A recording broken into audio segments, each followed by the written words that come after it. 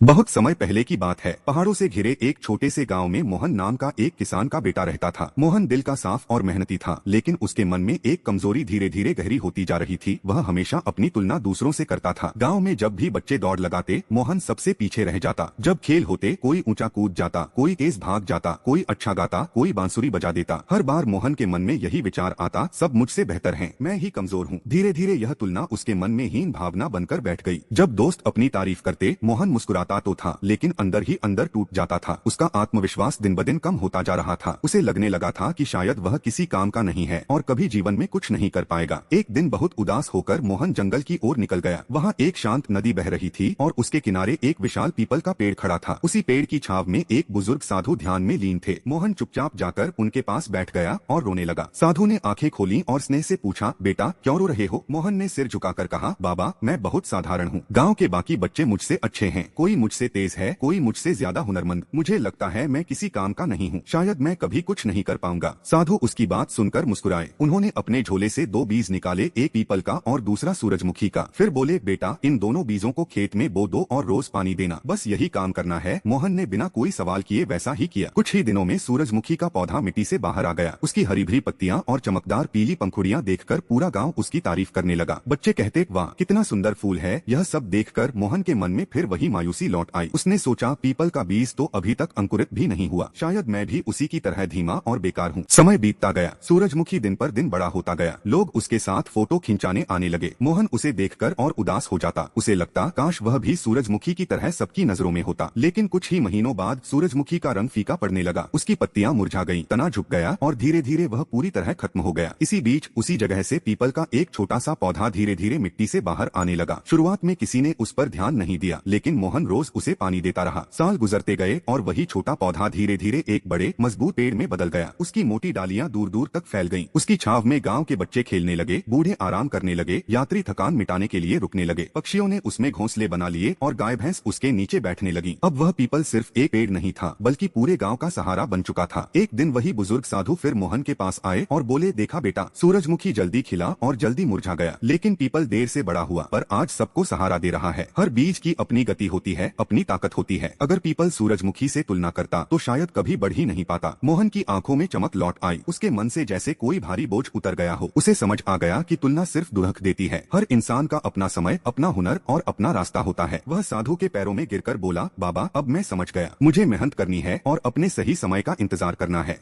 साधु मुस्कुराए और बोले, यही समझदारी है बेटा। याद रखो, कोई भी पेड़ रातों रात बड़ा नहीं होता। वक्त, धैर्य और निरंतर मेहनत से ही इंसान मजबूत बनता है। दोस्तों, जिंदगी में भी हम अक्सर यही गलती करते हैं। किसी का करियर जल्दी चमक जाता है, कोई पढ़ाई में आगे निकल जाता है, कोई बहुत जल्दी अमीर बन जाता है और हमें लगने लगता है कि हम पीछे रह गए हैं। लेकिन सच्चाई यह है कि हर इंसान का सूर्योदय अलग समय पर होता है। कुछ लोग सूरजमुखी की तरह जल्दी खिलते हैं और जल्दी फीके पड़ जाते हैं, जबकि कुछ लोग पीपल की तरह धीरे धीरे बढ़ते हैं, लेकिन जब खड़े होते हैं तो दुनिया उनकी छाव में आराम करती है। इसलिए खुद की तुलना किसी से मत करो, खुद पर भरोसा रखो, मेहनत करते रहो। वक्त जरूर आएगा और जब आएगा तो चमक भी खुद ब खुद आपके साथ होगी।